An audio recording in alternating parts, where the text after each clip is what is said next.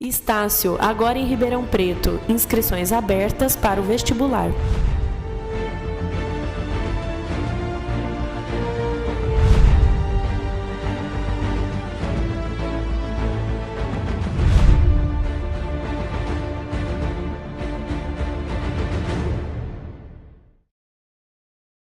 Olá, este é o programa UAB na TV da 12ª subseção, que tem o apoio cultural do Centro Universitário Estácio Uniceb, 12ª subseção, que é composta pelas cidades de Jardinópolis, Ribeirão Preto, Cravinhos, Serrana, São Simão e Santa Rosa de Viterbo.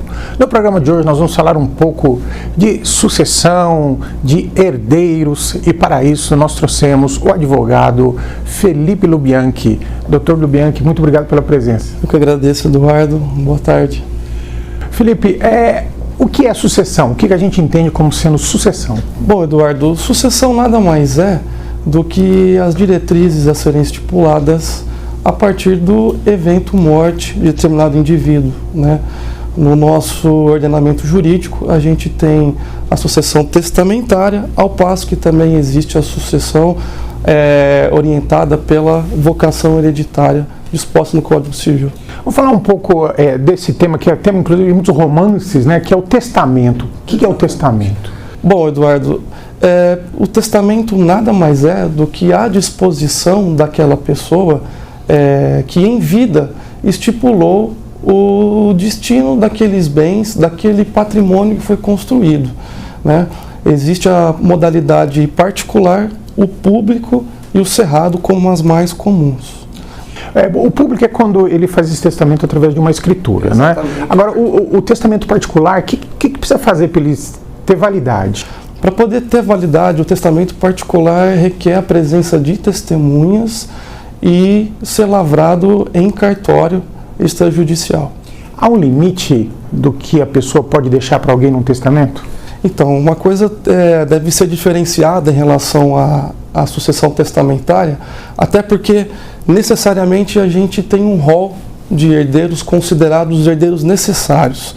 Então, obrigatoriamente, o testamento tem que respeitar os 50% de patrimônio que são atribuídos aos herdeiros legítimos, chamada sucessão legítima. Se invadir essa porcentagem, é nulo? Exatamente. Uma vez havendo a invasão daquilo que é disposto para os herdeiros necessários, esse testamento ele é eivado de nulidade.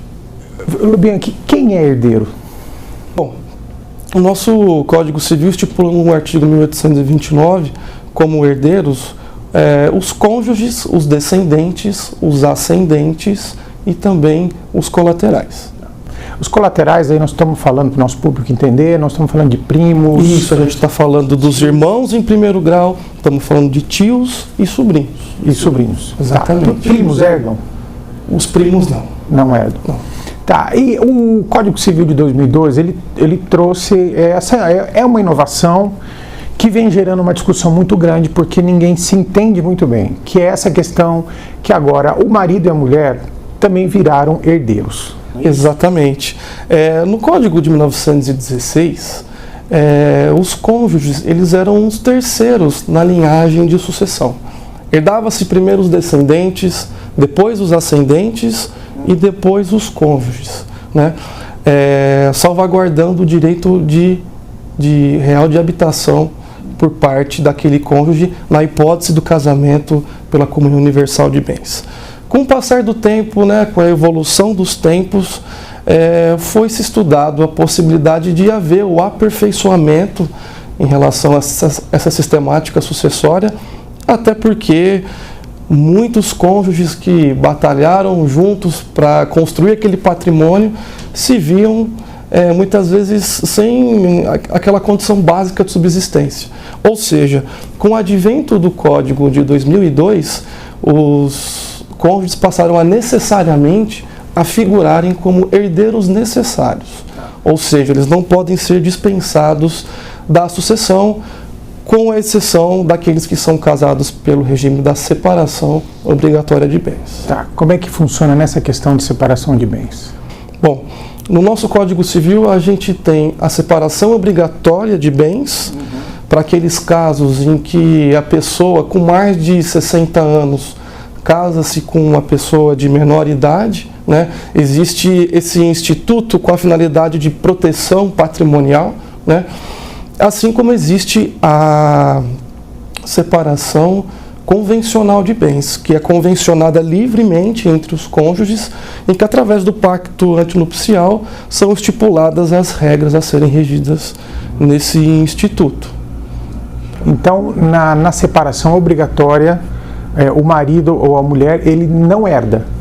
Então, no regime da separação obrigatória, não há disposição para que haja a herança ou mesmo meação por parte dos cônjuges, até porque o artigo 1641 do Código Civil é expresso nesse sentido. Agora, quanto à separação convencional de bens, existe uma polêmica muito grande, até porque, apesar de estar exposto no nosso inciso 1º do artigo 1829, né, existem muitos julgados de tribunais superiores, julgando até contra a lei, de forma a excluir aquele cônjuge quando houve o casamento pela separação convencional de bens, até porque existe aquele entendimento que, se o casal em vida optou por fazer a separação, por não haver essa comunicação na hipótese de dissolução, de divórcio, por que ser diferente em relação à sucessão, né? Ô Lubianchi, tem uma discussão interessantíssima agora, essa questão de que se uma pessoa com mais de 60 anos casar e ela obrigatoriamente ter que casar pelo regime da separação, tem alguns doutrinadores defendendo que isso é inconstitucional e isso até fere o Estatuto do Idoso, porque parte do pressuposto que a pessoa, porque ela tem mais de 60 anos, ela não está bem da cabeça, ela está com senilidade, ela vai ser enganada por alguém mais novo. O que você acha dessa questão, que é realmente interessante, né? Olha, Eduardo, é uma questão de extrema polêmica, até porque existe muita controvérsia nos nossos tribunais acerca desse tema, né? Eu particularmente também considero esse dispositivo inconstitucional, até pela limitação que você mesmo expôs em relação à pessoa do idoso. Tá certo que a intenção do legislador foi a proteção de algo que ele entendeu maior, né? Que são um golpe do balde. Exatamente, algo muito comum nos dias atuais, não só com os mais velhos, como os mais novos também, né? Mas a intenção precípua foi essa. Só que, a meu entender, se nós formos fazer uma interpretação sistemática do nosso sistema, a gente está diante de uma inconstitucionalidade também. Lubianchi, para o nosso público entender, então vamos supor, a pessoa é casada pelo regime da comunhão universal. Então, se o marido ou se a mulher morrer, ele tem direito à metade dos bens. É a chamada meação. Agora, além da meação, ele tem mais uma cota-parte em virtude de ser herdeiro, é isso? Bom, Eduardo, você mencionou o regime da comunhão universal de bens. Então, é válido frisar que, como o patrimônio do casal, tanto comum quanto aqueles particulares, são pertencentes a ambos, independentemente da titularidade por força do regime, não existe a herança propriamente dita, porque a meação, a metade de tudo, já vai ocorrer em relação a todo o patrimônio. E no regime da separação, da comunhão parcial? No regime da comunhão parcial de bens, aí já existe algumas polêmicas, até porque a figura da meação, ela também existe, só que ela fica restrita à parte dos bens onerosos adquiridos durante a constância da união, sendo aquele cônjuge sobrevivente herdeiro tão somente em relação aos bens particulares, de forma proporcional aos demais herdeiros que figurarem aí, sejam eles descendentes ou os ascendentes. O marido comprou um imóvel antes de casar, né? O rapaz comprou o imóvel antes de casar, depois casa pelo regime da comunhão parcial. Esse imóvel não se comunica para a esposa, é isso? Exatamente. Para fins sucessórios, a esposa não vai fazer jus a ameação desse bem. Só que ela vai ser herdeira. Ah, tá. Ela é somente herdeira, havendo a concorrência com os demais herdeiros necessários aí, sejam eles os ascendentes ou os descendentes. Na hipótese de haver a concorrência com os colaterais, vai haver a exclusão desses colaterais, irmãos, tios e sobrinhos, até porque, como eles são herdeiros facultativos, não existe essa obrigatoriedade de concorrência. Você mencionou agora há pouco a questão do direito real de habitação. O que é isso? Bom, Eduardo, o direito real de habitação, ele foi instituído lá no ano de 1964, com o advento do Estatuto da Mulher Casada, né? Como eu já expliquei aqui para vocês, né? O Código de 1916 colocava o cônjuge em terceiro numa linha de sucessão, né? Então havia a hipótese de muitas vezes o cônjuge estar desprovido daquilo que é essencial para a manutenção básica. Ou seja, criando esse Instituto Real de Habitação, aqueles casados pelo regime da comunhão universal de bens puderam se socorrer desse direito na hipótese de falecimento de um dos cônjuges e esse tão somente tiver uma casa em seu nome, ou seja, se aquele bem for o único e utilizado para fins familiares, é garantido, né, através desse instituto lá em 1964, o direito real de habitação. Lembrando que a gente está falando aqui de um direito de moradia, né? Não de usufruto, ou seja, é válido ressaltar que aquele sobrevivente não pode dispor da sua posse direta, até pela finalidade que existe do mínimo necessário para a sobrevivência. É um direito de morar na casa. Exatamente. E a Constituição Federal, ela acabou equiparando a união estável e o casamento como entidades familiares, lá no artigo 226, no seu parágrafo 3º, né?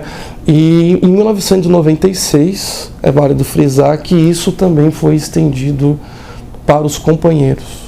Nós vamos para um rápido intervalo e já retornamos.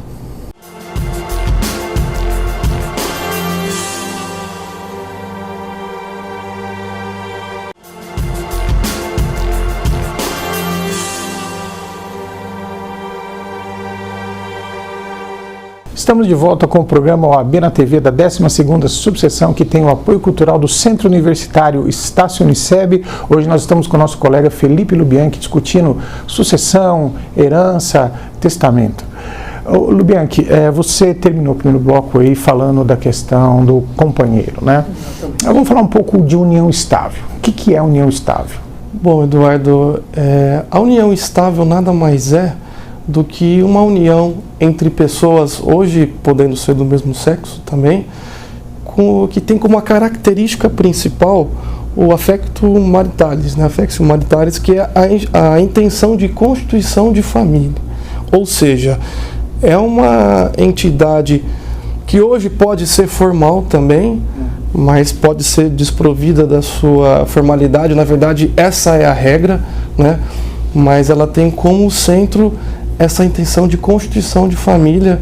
É algo que hoje está presente na nossa sociedade de forma muito grandiosa, realmente. Tem muito namorado assustado, Lubianchi, que namora a moça já há 6, 7 anos, né, e começa a procurar advogado, querendo fazer um contrato de namoro, com medo da união estável, né? Mas explica um pouco pra gente essa coisa da intenção de constituir família. Bom, essa questão, Eduardo, ela depende de uma fase probatória um tanto considerável, até porque não é qualquer namoro, né, por mais longínquo que seja, que a gente pode considerar uma união estável.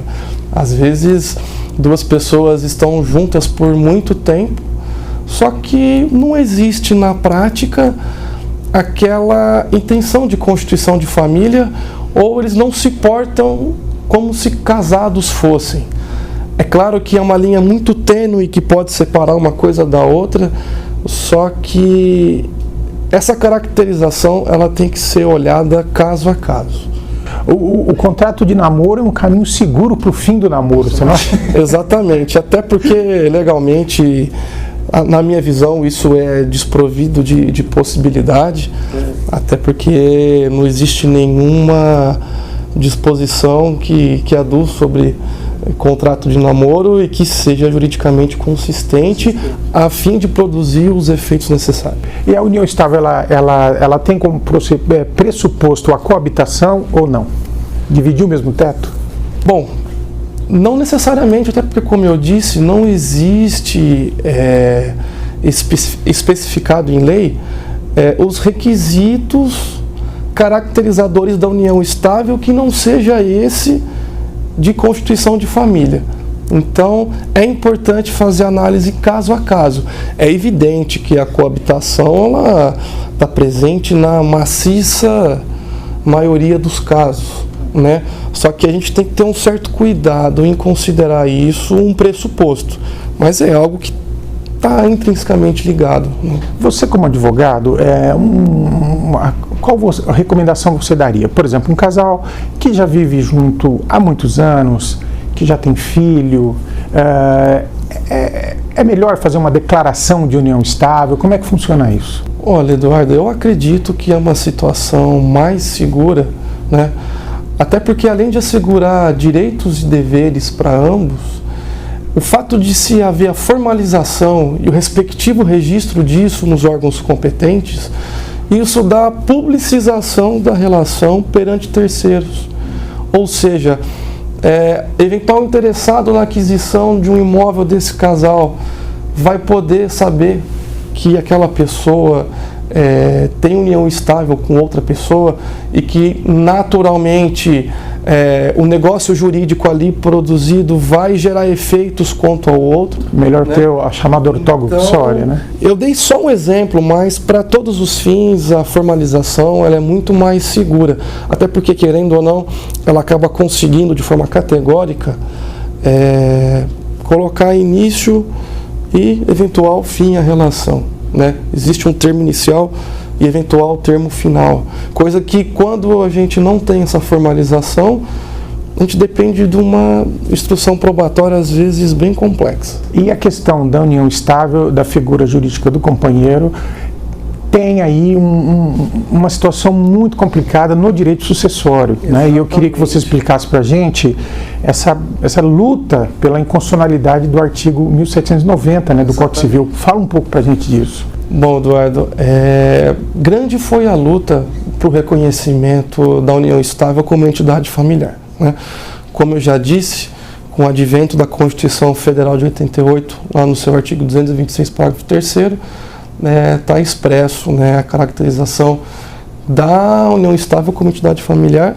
Então, houve uma expectativa muito grande de que a legislação infraconstitucional acompanhasse essa evolução e esses reconhecimentos.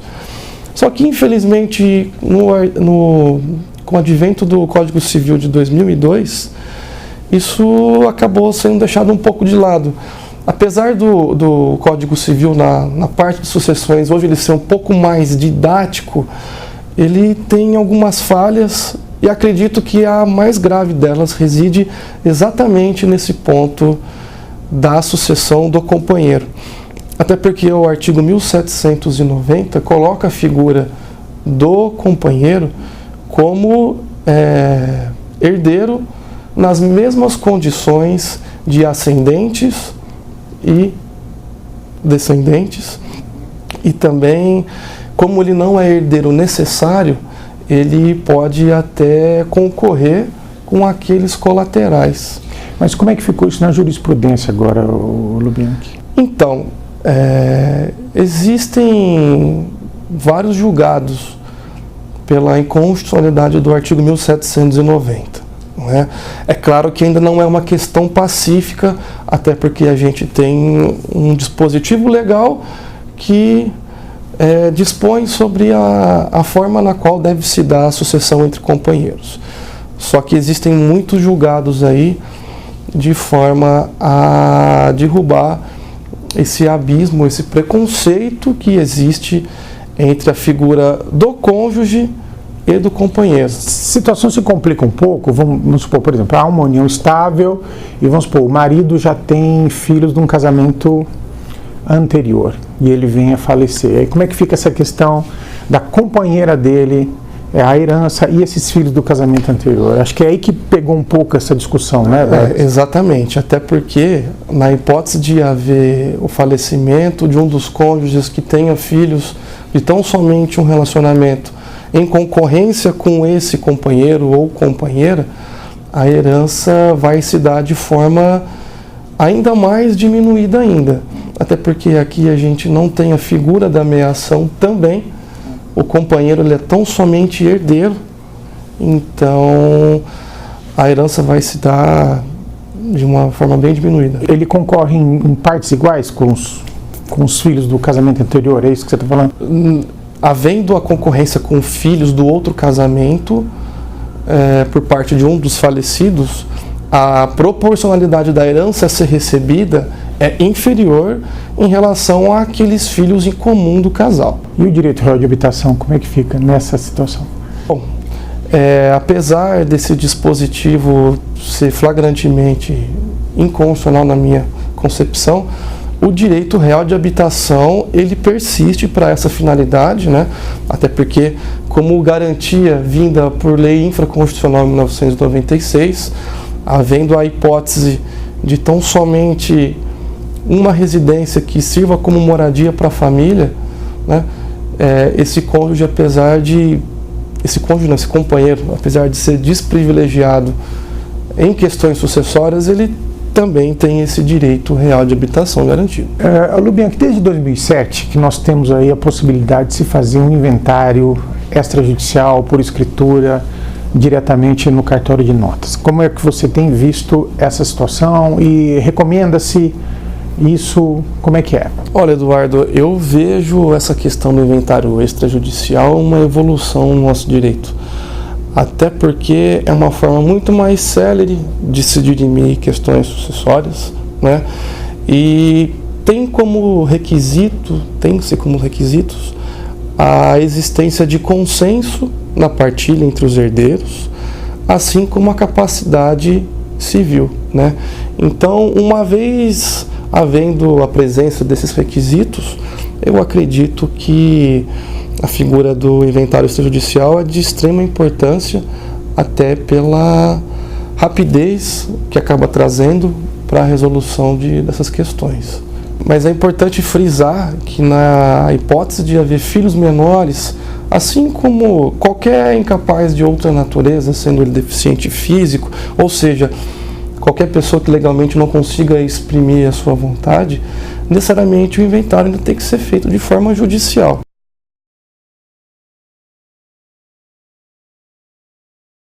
Para se realizar o inventário de forma extrajudicial. O Ministério Público tem que fiscalizar, né? Exatamente. Na verdade, existe a obrigatoriedade do Ministério Público em intervir nos casos de incapaz. A experiência tem mostrado que esse inventário extrajudicial é mais rápido? Bastante, Eduardo. Até porque, uma vez havendo esse consenso, havendo conversa entre os herdeiros sobre o que vai ficar com quem, naturalmente, junto com as documentações necessárias, indo até um cartório de sua confiança, isso acaba sendo muito mais rápido, a ponto da gente conseguir fazer um inventário em questão de poucos dias, ao passo que se a gente for socorrer do Poder Judiciário para tanto, a gente leva meses aí, quiçá anos. Lubianchi, nós temos outra figura muito interessante nessa questão de direito sucessório, que é o testamento vital. Eu gostaria que você explicasse para a gente o que é o testamento vital e se ele tem validade em caso de acontecer uma eutanásia, por exemplo. Bom, Eduardo, aqui a gente já está entrando numa questão bioética que tem sido objeto de estudo por uma série de juristas, mesmo médicos, né, chamado testamento vital. Testamento vital, na verdade, é uma terminologia equivocada, se a gente for olhar sobre o aspecto técnico, até porque o testamento, apesar de ter as suas disposições feitas em vida por aquela pessoa, elas só acabam produzindo efeitos no pós-mortem, ou seja, depois do falecimento da mesma. E o testamento vital, nos moldes em que se tem a intenção de praticar, ele ainda é produzido em vida. Então a terminologia correta seriam as disposições de última vontade, em que ali uma pessoa consegue estipular, descrever como é que ela gostaria que fosse feito o seu tratamento em caso de uma doença grave, em caso de uma moléstia que traga total impossibilidade dele em fazer qualquer coisa, né? Ou seja, um estado vegetativo. Então, teria nesse testamento vital, nessa disposição de vontade, uma série de regramentos a serem obedecidos, tanto por parte do corpo médico, tanto por parte da família. Mas tem validade? Ele pode autorizar o desligamento dos aparelhos? Na nossa legislação atual ainda não existe previsão para tanto, né? Os casos isolados que porventura venham a existir, eles vão existir mediante alguma decisão que leve em consideração o princípio da dignidade da pessoa humana entre a sistemática de outros princípios constitucionais em detrimento aí do direito à vida, né? A grande questão, a questão central de se fazer essa autorização ou não é até onde vai, né, o direito à vida. Seria esse direito absoluto ou não? Na Constituição não existe nenhum direito absoluto, só que o direito à vida ele tem sido valorado mais do que qualquer outro.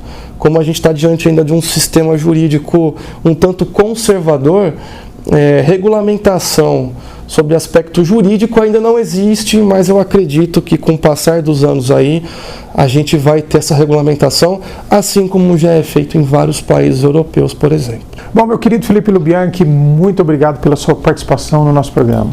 Eduardo, muito obrigado a todos que nos assistem e agradeço a oportunidade.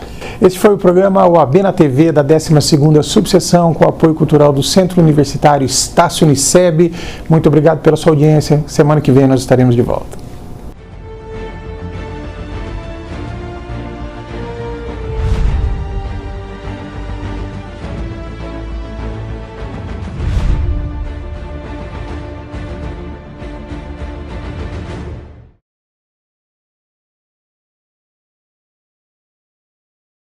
Estácio, agora em Ribeirão Preto. Inscrições abertas para o vestibular.